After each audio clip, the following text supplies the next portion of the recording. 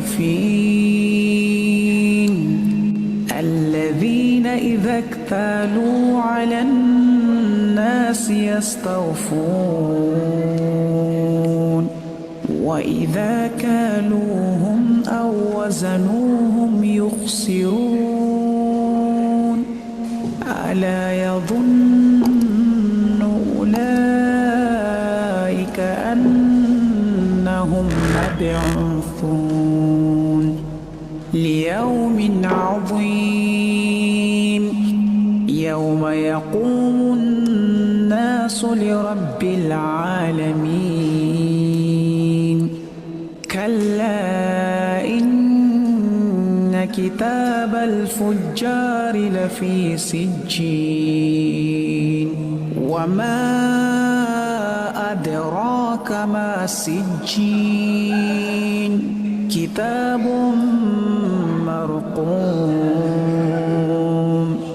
ويل يومئذ للمكذبين الذين يكذبون بيوم الدين وما يكذب به إلا كل معتد أثيم إذا تتلى عليه آياتنا قال أساطير الأولين كلا بل ران على قلوبهم ما كانوا يكسبون كلا إنهم عن ربهم يومئذ لمحجوبون ثم إنهم لصالو الجحيم ثم يقال هذا الذي كنتم به تكذبون كلا إن كتاب الأبرار لفي عليين وما أدراك ما عليون كتاب مرقوم يشهده المقربون إن الأبرار لفي نعيم على الأرائك ينظرون تعرف في وجوههم نظرة النعيم يسقون من رحيق مختوم ختامه مسك وفي ذلك فليتنافس المتنافسون ومزاجه من تسنيم عينا يشرب بها المقربون إن الذين أجرموا كانوا من الذين آمنوا يضحكون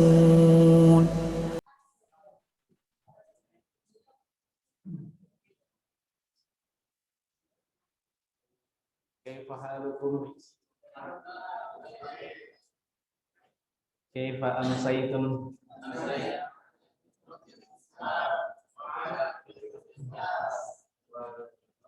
الحمد لله. كيف الطعام؟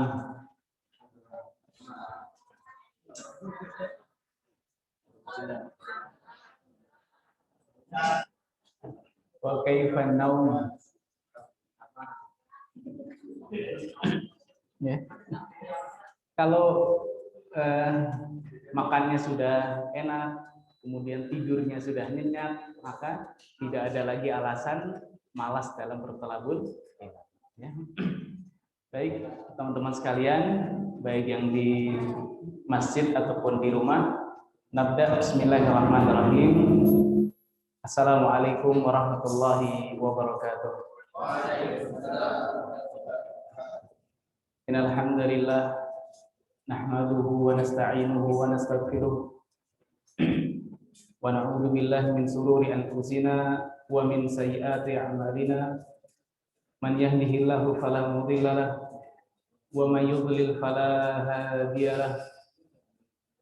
Asyhadu an la ilaha illallah wahdahu la syarika lah wa asyhadu anna Muhammadan abduhu wa rasuluhu la nabiyya wa la rasula ba'da. Laqad qala Allah ta'ala fi kitabihil karim ya ayyuhalladzina amanu taqullaha haqqa tuqatih wa la tamutunna illa wa antum muslimun. Wa qala aidan ya ayyuhan nasu taqu rabbakumul ladzi khalaqakum min nafsin wahidah wa khalaqa minha zawjaha wa batha minhuma rijalan katsiran wa nisaa'a wattaqullaha alladzi tasaaluna bihi wal arham innallaha kana 'alaikum raqiba. Ya ayyuhalladzina amanu taqullaha wa qulu qawlan sadida yuslih lakum a'malakum wa yaghfir lakum dhunubakum wa may yuti'illaha wa rasulahu faqad faza fawzan 'azima. Fa inna asdaqal kalami kalamullah wa khairul huda huda Muhammadin sallallahu alaihi wasallam wa syarrul umuri muhdatsatuha fa inna kulla muhdatsatin fid dini bid'ah wa kulla bid'atin dhalalah wa kulla dhalalatin finnar. Ikhwan dan juga akhwat yang dimuliakan Allah Subhanahu wa taala, baik yang di rumah ataupun yang di masjid. Alhamdulillah kita bersyukur kepada Allah atas segala nikmat yang Allah berikan kepada kita semua, sehingga hati ini menjadi tergerak, sehingga langkah ini menjadi ringan untuk kembali hadir di majelis ilmu yang insya Allah ini adalah salah satu tempat di surga yang Allah Subhanahu wa taala telah dahulukan ada di dunia. Raudun min riyadil jannah. Ya. Maka tidaklah ada seorang muslim meminta tambahan yang terbaik kecuali untuk menambah ilmunya. Maka tatkala berdoa seorang talibul ilm terutama, Rabbi zidni ilma. Ya Allah, tambahkanlah kepadaku ilmu. Ya. Kalau sendiri, kalau zidni, kalau rame-rame berarti zidna ilman. Ya. Rabbi zidna ilman. Itu doa yang harus kalian baca sebelum bertolabul ilm. Ya. Makanya kalau ada yang namanya zidna, ada yang namanya ilman, itu nama yang masya Allah luar biasa. Ya. Apalagi namanya panjang, zidna ilman.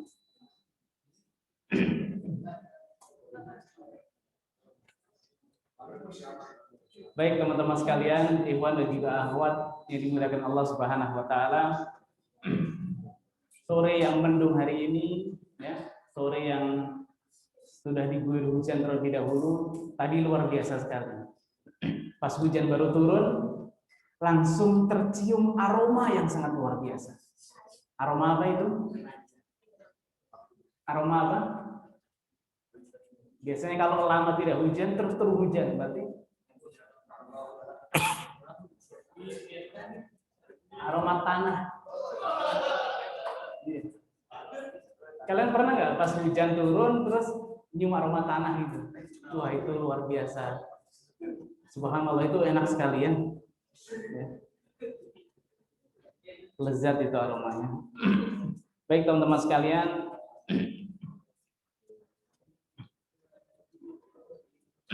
sebelum kita masuk ke pembahasan, maka lebih baik, alangkah baiknya ada sabda Nabi Shallallahu Alaihi Wasallam yang ini menjadi barometer seorang muslim yang baik ataupun seorang muslim yang fajir. Seorang muslim yang benar-benar dia beriman kepada Allah ataupun hanya dia muslim KTP saja. Salatnya enggak, ibadahnya juga enggak. Maka Nabi kita Shallallahu Alaihi Wasallam mengatakan, innal mu'min yara dunubahu ka'annahu qa'idun tahta jabalin yakhafu an yaqa'a alaih. Seorang mukmin yang dia benar-benar mengimani Allah Subhanahu wa taala, maka dia akan melihat dosa yang dia lakukan, ya. Seakan-akan apa? Seperti dia sedang berdiri di sebelah gunung, kemudian gunung itu akan ditimpakan pada dirinya. Kira-kira gimana rasanya tuh? Takut, pasti. Deg-degan, ya. Was-was. Bayangkan kita mau ditimpa dengan batu yang besar saja, itu takut kan? Ini gunung. Ya. Maka seorang mukmin yang baik, dia melihat dosa yang dia lakukan seperti itu. Ya. Seperti dia berdiri di sebelah gunung, kemudian gunung tersebut akan menimpa dirinya. Itu mukmin yang baik dalam menyikapi dosa-dosa yang dia lakukan. Akan tetapi sebaliknya, seorang mukmin yang fajir, bahkan di dalam hadis disebutkan seorang munafik.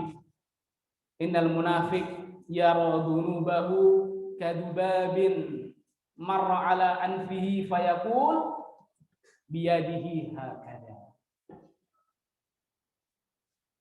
Seorang munafik atau seorang muslim, akan tetapi dia seorang yang fajir, senantiasa berbuat kemaksiatan. Maksiat bagi dia sudah biasa, karena sudah senantiasa dilakukan. Seperti melihat seekor lalat yang hinggap di mana? Di mana? Di hidungnya. Ada lalat hinggap di hidung. Kira-kira ngapain? Fayaqulu biyadihi hakada. Cuman pakai tangannya aja digini. Pergi, sudah selesai. Tidak ada rasa takut, tidak ada rasa was-was, tidak ada rasa cemas. Ya. Itu seorang muslim yang fajir, itu seorang munafik. Maka semoga kita tidak termasuk di golongan yang kedua tadi, yang melihat dosa seperti hanya lalat yang hinggap di hidung kita, kemudian kita usir, sudah tidak ada apa-apa lagi. Tapi jadilah golongan yang pertama, ya, seperti seorang yang dia berdiri di sebelah gunung dan gunung itu akan menimpa dirinya. Takut luar biasa. Ya. Kamu mau dilempar batu saja, batu gede ini misalnya, batu segede apa nih? Mau dilempar, si ketakutan kita, was-was. Ini gunung mau menjatuhi kita. Ya. Maka sikapilah dosa dengan seperti itu. Ya.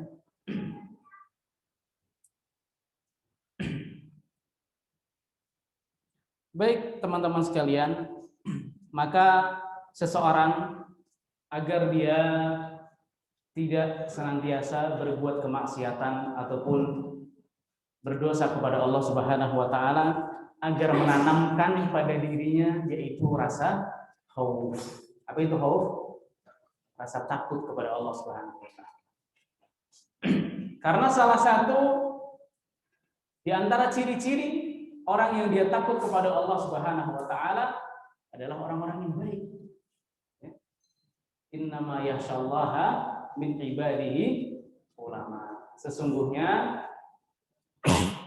mereka yang takut kepada Allah Subhanahu wa taala hanyalah mereka hambanya yang para ulama ataupun orang-orang yang berilmu. Jadi salah satu indikasi orang dia berilmu adalah mempunyai rasa takut kepada Allah Subhanahu wa taala. Dan kalau kita ingat tentang 7 golongan yang Allah Subhanahu wa taala akan berikan naungan pada hari kiamat kelak, salah satunya adalah rajulun da'athu imra'atun, ya, seorang laki-laki yang dia dipanggil oleh seorang wanita, datu mansibin wa jamalin. Wanita tersebut cantik, luar biasa, kaya raya, dipanggil oleh wanita tersebut, laki-laki. Ya.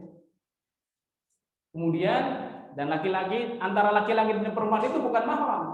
Ya. Dipanggillah laki-laki itu, kemudian laki-laki itu mengatakan, inni akhafullah, sesungguhnya aku takut kepada Allah. Ya. Itu salah satu ciri-ciri orang yang takut kepada Allah adalah orang-orang baik. Bayangkan, perempuan sudah cantik, kaya, rupawan, kita dipanggil, akan tetapi diajak untuk bermaksiat. Kemudian laki-laki tadi mengatakan, inni akhafullah, sesungguhnya aku takut kepada Allah Subhanahu. Baik teman-teman sekalian, ikhwan dan juga akhwat rahimani Allahu wa iyyakum.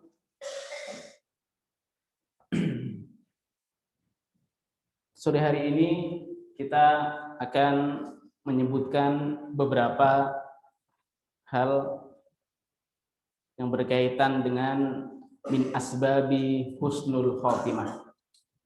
Min asbabi husnul khotimah. Di antara sebab-sebab seseorang bisa meraih husnul khotimah ataupun menutup kehidupannya dengan lembaran-lembaran yang baik. Dari kecepatan pada ngembun terus. Nabi kita Shallallahu Alaihi Wasallam menuturkan, innamal a'malu bil khawatim, man asya alaihi famata alaihi. Barang siapa yang dia hidup dengan keadaan itu, maka Allah akan matikan dalam keadaan itu pula. Walaupun itu tidak menjamin semuanya akan terjadi seperti itu, ya. Akan tetapi Allah pasti akan tunjukkan, ya. Allah akan tunjukkan kebesarannya. Man asya alaihi famata alaihi. Barang siapa yang hidup dalam keadaan itu, maka Allah akan cabut nyawanya dalam keadaan itu. Maksudnya apa? Seseorang akan dimatikan dalam keadaan apa? Kebiasaan yang dia lakukan sehari. Banyak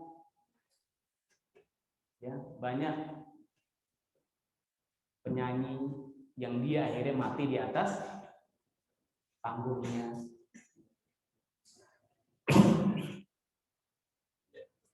Ada seseorang yang hobinya minum khamr, akhirnya Allah matikan dalam keadaan minum khamr. Ada yang hobinya menggunakan obat-obatan terlarang, Allah cabut nyawanya tatkala menggunakan obat-obatan tersebut. Ya. Jadi man asya alaihi famata alaihi. Barang siapa yang hidup dalam keadaan itu, maka Allah akan cabut nyawanya dalam keadaan itu pula. Innamal a'malu bil khawatim. Sesungguhnya amalan itu tergantung pada akhir hayat. Seseorang yang dia hidup selama 60 tahun. Bayangkan, 60 tahun seorang itu dia hidup. 59 tahun dia mentauhidkan Allah Subhanahu wa taala, dia beribadah terus kepada Allah. Akan tetapi di akhir hayatnya ternyata Allah beri ujian kepada dia, sakit keras yang luar biasa. Sampai dia tidak kuat dengan sakitnya tersebut. Kemudian apa yang dia lakukan? Dia melakukan perbuatan kesyirikan. Dia tidak kuat, pergi ke dukun, akhirnya ingin ngambil jalan pintas. Kuturullah setelah beri ke dukun, Allah cabut nyawanya. Innamal a'malu bil khawatim. Maka dari itu disitulah kita senantiasa dituntut agar melakukan perbuatan baik terus menerus. Karena kita tidak tahu kapan kita akan dicabut nyawanya. Ya. Ataupun sebaliknya, tatkala Allah sudah akan memberikan pada dirinya kehidupan ataupun kematian dengan husnul khotimah, 60 tahun, 59 tahun dia senantiasa bermaksiat kepada Allah, dan di akhir hayatnya, di tahun terakhir kehidupannya, Allah berikan hidayah itu taufik sehingga dia senantiasa beribadah kepada Allah Subhanahu wa taala dan dia meninggal dalam keadaan husnul khotimah.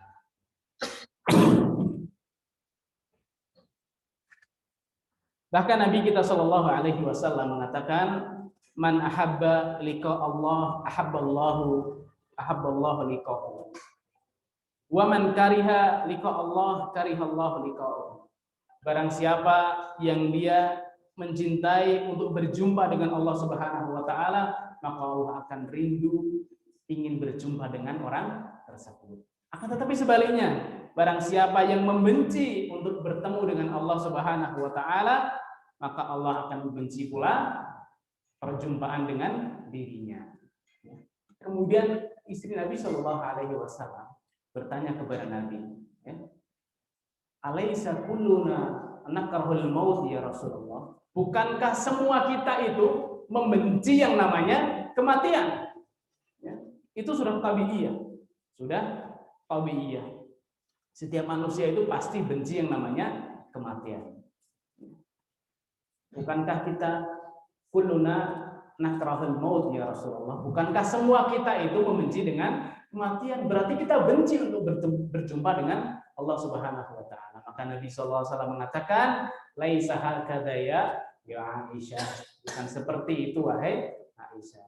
Karena seorang apabila akan datang waktu sakaratil mautnya, maka sebelum datang waktu sakaratil maut akan datang malaikat pada orang tersebut.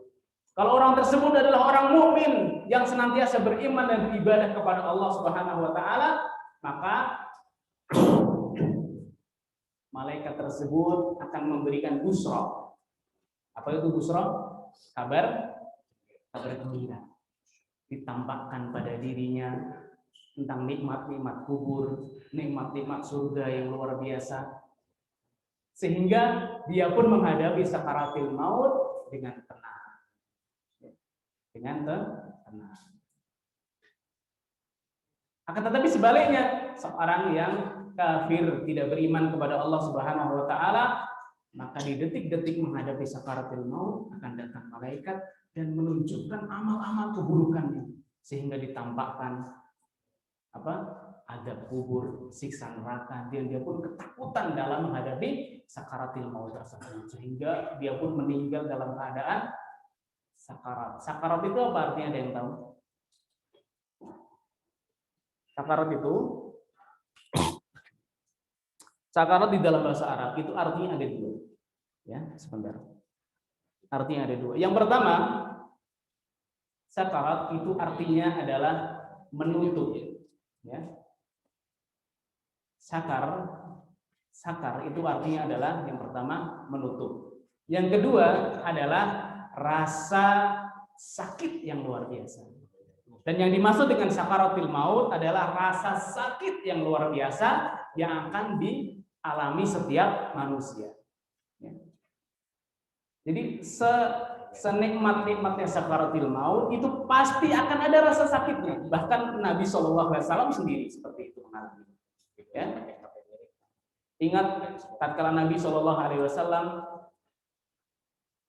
pada akhir-akhir hayatnya, ya, salah satu dari efek yang diberikan oleh seorang wanita Yahudi beberapa tahun sebelumnya memberikan daging yang ada racunnya kepada Nabi Shallallahu alaihi wasallam. Dan itu masih dirasakan oleh Nabi. Ya. Sampai pada detik-detik Nabi akan meninggal. Dan demam yang dirasakan oleh Nabi itu demam yang luar biasa. Ya. Demam 2 kali lipat manusia biasa. Kalau demam kita biasanya berapa sih? 30 berapa biasanya? Kalau lagi sakit demam panas, biasanya berapa? 30, 38, 39 lah ya. Kalau udah 40 lebih bahaya itu. 38, 39 lah. Nabi 2 kali lipat dari manusia biasa. Bahkan tatkala ada seorang sahabat yang menjenguk Nabi Shallallahu alaihi wasallam dan dia memegang selimutnya bayangkan. Dipegang selimutnya itu terasa panas selimut tersebut. Karena panasnya 2 kali lipat dari manusia biasa. kembali ke tadi lagi, sakarat itu artinya apa? Yang pertama tadi menutup atau tertutup. Yang kedua adalah rasa sakit yang luar biasa. Makanya kalau antum di bahasa Arab itu banyak sekali kosakata mufradatul ghuribah ataupun kosakata yang sebenarnya banyak yang belum kita kenal.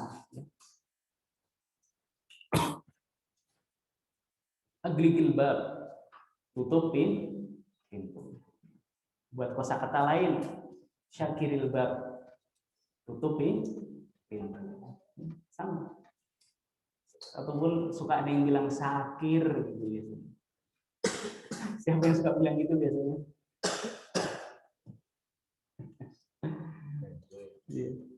Baik teman-teman sekalian, nah maka berbicara tentang hal-hal yang gaib, ya, yang tidak bisa dilihat, jangan mengandalkan sesuatu kecuali adalah dalil baik dari Al-Quran maupun Sunnah. Itu yang paling benar.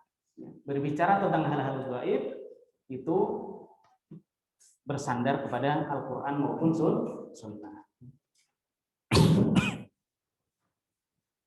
Baik teman-teman sekalian, di antara asbab husnul khotimah ataupun sebab-sebab seseorang bisa mendapatkan husnul khotimah, yang pertama adalah senantiasa bertakwa kepada Allah Subhanahu wa Ta'ala. Itu sebab yang pertama. Kalau kita ingin mendapatkan kehidupan di detik-detik akhir hidup kita mendapatkan husnul khatimah, maka senantiasalah bertakwa kepada Allah Subhanahu wa Ta'ala, sebagaimana yang tadi kita bacakan di muqaddimah di khutbatul hajah, ya ayyuhalladzina amanu taqullaha haqqa tuqatih wa la tamutunna illa wa antum muslimun. Ya. Maka tidak bisa lepas antara kematian yang baik, tamutunna wa antum muslimun, kalian meninggal dalam keadaan muslim ataupun berserah diri kepada Allah Subhanahu wa Ta'ala. Tatkala kita menginginkan meninggal dalam keadaan berserah diri kepada Allah, maka syarat yang pertama adalah bertakwa kepada Allah Subhanahu wa Ta'ala. Itu adalah amalan yang pertama. Kemudian amalan yang kedua yang bisa termasuk sebab seseorang mendapatkan husnul khotimah ataupun yang kedua adalah senantiasa mengingat kematian, dzikrul maut. Yang kedua adalah senantiasa mengingat kematian. Dan salah satu cara kita untuk mengingat kematian, ada yang bisa menyebutkan apa? Ziaratil kubur, ya, yaitu berziarah kubur. Nah, betul. Dan yang kedua adalah melihat seseorang dalam keadaan sakaratil maut. Salah dua cara agar kita senantiasa mengingat kematian. Yang pertama apa? Berziarah kubur, dan yang kedua melihat seseorang yang sakaratul maut. Tatkala kita datang ke kuburan, ya, maka itu adalah salah satu cara agar kita mengingat kematian, ya. Maka tujuan kita berziarah kubur itu tidak lain dan tidak bukan adalah dua. Yang pertama adalah mengingat kematian, dan yang kedua adalah apa? Mendoakan mayit. Udah, tidak lebih dari itu. Kalau ada yang membuat acara-acara lain, maka sebaik-baik tidak diikuti, ya. Karena Nabi kita memerintahkan kita berziarah kubur dengan dua tujuan tadi. Yang pertama dzikrul maut, yang kedua adalah du'aul mayyit, mendoakan kepada mayit.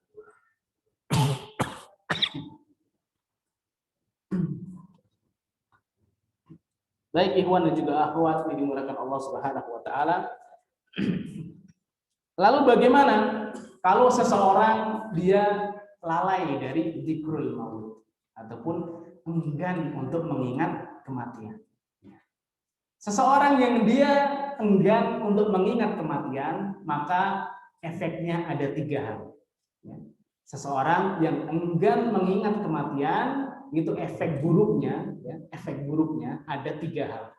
Yang pertama adalah taswifu taubah, menunda-nunda taubah. Nanti aja deh. Itu akibat karena dia tidak dzikrul maut, tidak mengingat tentang kematian.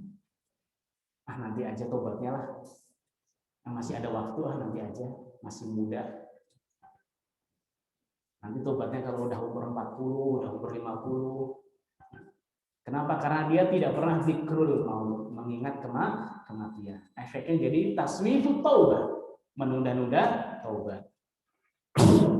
Dan yang kedua adalah tarkul kafaf, meninggalkan rasa qanaah atau rasa cukup. Seseorang yang dia tidak dzikrul maut, terutama berhati-hati di dalam mencari rizki Allah Subhanahu wa taala. Tatkala dia mencari rizki dengan penuh semangat, akan tetapi dia tidak diiringi dengan dzikrul maut, maka dia akan terus mencari rizki tersebut tanpa ada kontrol. Wah, udah dapat ini, pengen itu. Udah itu, pengen itu lagi. Terus tidak ada yang bisa menyetop kecuali apa? Kematian. Tarkul kafaf. Jadi dia tidak merasa cukup dengan apa yang dia cari. Itu efek buruknya kalau orang tidak dzikrul maut. Dan yang ketiga, yang sehari-hari itu adalah takasul anil ibadah, bermalas-malas dalam beribadah. Kalau seseorang dia sudah tidak dzikrul maut, mengingat kematian lagi, maka efek buruknya adalah tidak ataupun malas dalam beribadah.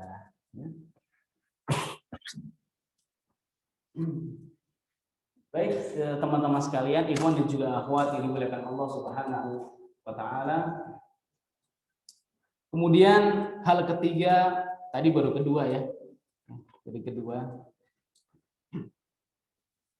Hal ketiga yang mampu untuk menyebabkan seseorang bisa meninggal dalam keadaan husnul khotimah adalah memperbanyak amalan sir.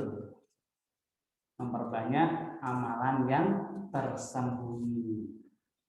Dan amalan tersembunyi ini bisa menjadi unggulan, amalan-amalan unggulan kita. Ya. Memang terkadang ada amalan ibadah yang kita harus tampakkan untuk memberi contoh orang lain. Ya. Tapi ada kalanya, bahkan harus lebih sering amalan kebaikan kita sembunyikan. Ya. Karena kita tahu ikhlas itu bukan barang yang mudah. Ikhlas dalam beramal itu bukan barang yang mudah. Ya. Mau sedekah, terus mulai dibisiki setan. Nanti sedekahnya kalau ada orang lewat, biar kelihatan kamu suka ngasih. Gitu. Oh iya nanti aja deh. Ikhlas bukan barang yang mudah. Ya. Makanya salah satu penyebab husnul khotimah adalah memperbanyak amalan sir ataupun yang tersembunyi. Dan ini bisa menjadi amalan unggulan kita. Ya. Tidak ada yang mengetahui kecuali hanya kita dengan Allah Subhanahu wa taala. Ya. Sebagaimana penyebab su'ul khotimah adalah mereka yang menyembunyikan amalan-amalan keburukan mereka, maka penyebab husnul khotimah adalah orang-orang yang senantiasa menyembunyikan amalan kebaikan. Nabi kita Shallallahu Alaihi Wasallam dan salah satu dari 7 golongan lagi ini ya, banyak sekali. Salah satu dari 7 golongan lagi yang Allah akan naungi pada hari kiamat kala, rajulun tasaddaqa biyaminihi, seseorang yang dia bersedekah dengan tangan kanannya, fa'akhfaha, kemudian dia menyembunyikan sedekahnya tersebut, hatta ya'lamu simahluhu, sampai tangan kirinya tidak mengetahui apa yang disedekahkan dengan tangan kanan. Bayangkan anggota tubuhnya saja yang satu dengan yang lain tidak tahu. Bagaimana dengan orang orang lain. Saking disembunyikannya amalan tersebut. Pak Taat dulu pernah diceritakan oleh salah satu Ustadz Pak Taat waktu di pesantren, ada seorang petugas ambulan, yang mana petugas ambulan ini dia ditelepon, kemudian diperintahkan untuk mengambil, dikabarkan bahwasanya ada kecelakaan di jalan raya, ada kecelakaan. Kemudian ambulan itu segera datang ke TKP tersebut. Sampai di sana, keadaan orang yang kecelakaan tadi itu sudah cukup parah, hingga tubuhnya itu tertusuk beberapa besi. Ya, tertusuk beberapa besi. Itu udah keadaan sekarat banget. Akhirnya diboponglah oleh petugas ambulan tadi, dimasukkan ke mobil sambil ditungguin kalau dia siapa tahu meninggal di jalan. Pas dilihat mayat tersebut, orang tadi yang kecelakaan di jalan, yang dia ucapkan apa? Yang dia ucapkan itu adalah bacaan Al-Quran. Ya. Disebutkan waktu itu diceritakan oleh Ustaz Fatah, dia itu membaca surat Al-Hujurat, dibaca. Alhamdulillah, dibaca. Bayangin dia lagi sekarat nih, sudah tertusuk beberapa besi. Sampai petugas ambulan itu heran. Sampai akhirnya dia meninggal di perjalanan. Akhirnya dikabarkan petugas ambulan tadi, karena dia takjub, dia memberitahu kepada ayah dari orang yang kecelakaan tadi. Bapak, tadi anak bapak waktu di perjalanan, ya, dalam keadaan sekarat yang dia ucapkan itu adalah bacaan Al-Quran. Maka bapak tadi pun dia mengatakan, anak saya ini itu tentara. Anak itu tentara, kemudian dia itu setiap bulan digaji oleh pemerintah, dan setengah dari gajinya itu selalu diberikan sembako, beras, gula, gandum dan sebagainya. Setelah diberikan sembako, dia bagikan ke anak yatim, ke kaum duafa dan lain sebagainya. Dan itu terus menerus, ya, dia rutinkan itu. Dan alhamdulillah akhirnya dia meninggal dalam keadaan husnul khotimah. Itu salah satu penyebab, karena apa? Amalan sir yang dia lakukan. Mungkin tidak banyak yang tahu. Kata dia, yang kata bapaknya itu, kata ayahnya, yang tahu hanya anak saya dan saya sendiri. Kan dia cerita ke saya, ke bapaknya.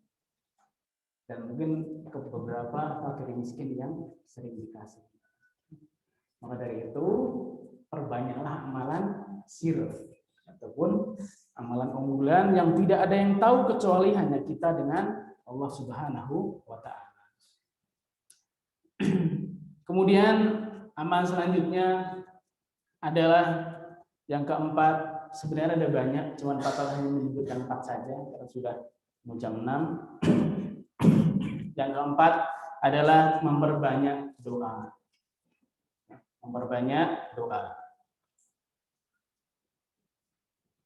Salah satu doa yang dianjurkan oleh Allah Subhanahu wa Ta'ala adalah doa Nabi Yusuf, ya, tawaffani musliman wa alhiqni bis-shalihin.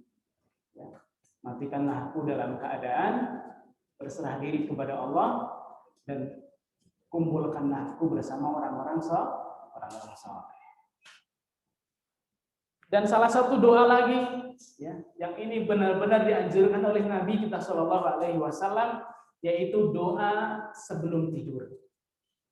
Doa sebelum tidur itu banyak banget.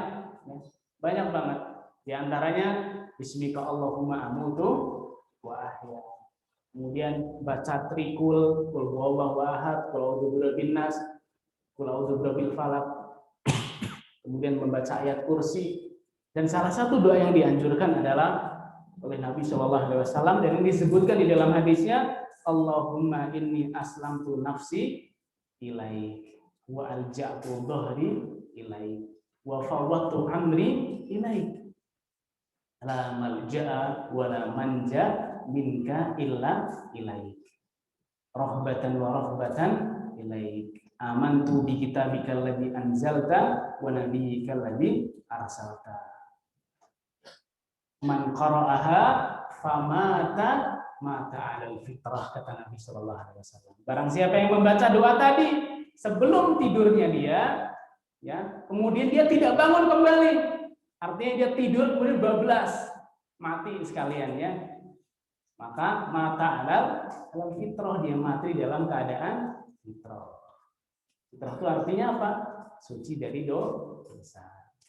Seperti bayi kembali lahir. Maka Pak sarankan untuk teman-teman semuanya baca doa tadi sebelum tidur. Yang punya buku azkar, buku doa pasti ada di buku zikir, ya. Harusnya sudah hafal, siapa lagi kelas 3, kelas 9. Allahumma inni aslamtu nafsi ilaik wa fawwadtu amri ilaik wa alja'tu dhahri ilaik rahbatan wa rahbatan ilaik amantu bi kitabikal ladzi anzalta wa nabiyyikal ladzi arsalta. Dia tiup tangannya, kemudian dia usapkan ke seluruh tubuhnya. Apalagi dari awal sampai akhir dilengkapi doanya, ya, bismika Allahumma amutu wa ahya wa a'udzu birabbina, semua dibaca, ayat kursi dibaca, dan doa tadi pun dibaca. Insyaallah man qara'aha famata, barang siapa yang baca itu kemudian bablas meninggal dunia, mata ala fitrah, mati dalam keadaan fitrah. Ya, itu salah satu doa yang dianjurkan oleh Nabi Shallallahu Alaihi Wasallam. Atau doa ini coba kelas 9 udah hafal belum? Belum ya? Kalau belum, ini kayaknya buat PR ini bagus. Ya. Buat PR pekan depan nanti pada tunjuk aja berarti, ya. Pada tunjuk random aja deh. Ya. Tapi harus hafal semuanya. Pendek kok, pendek, doanya nggak panjang. Ambil hafal. Baik, ikhwan dan juga akhwat rahimani Allah wa iyyakum. Mungkin masih ada beberapa sebenarnya, tapi karena waktu sudah jam 6, kita memberi kesempatan kepada para teman-teman yang berpuasa agar bisa memanfaatkan detik-detik sebelum adzan, qubail adzan, untuk berdoa, karena salah satu doa yang diijabah adalah doa orang puasa di waktu sebelum berbuka. Nasallallahu ta'ala yaj'al istima'una istima'an marhuma wa tafarruqana min ba'dihi tafarruqan ma'suma. Nahtatil bi du'a li akhir majlis. Subhanakallahumma wa bihamdika asyhadu an la ilaha illa anta astaghfiruka wa atubu ilaik. Assalamualaikum warahmatullahi wabarakatuh.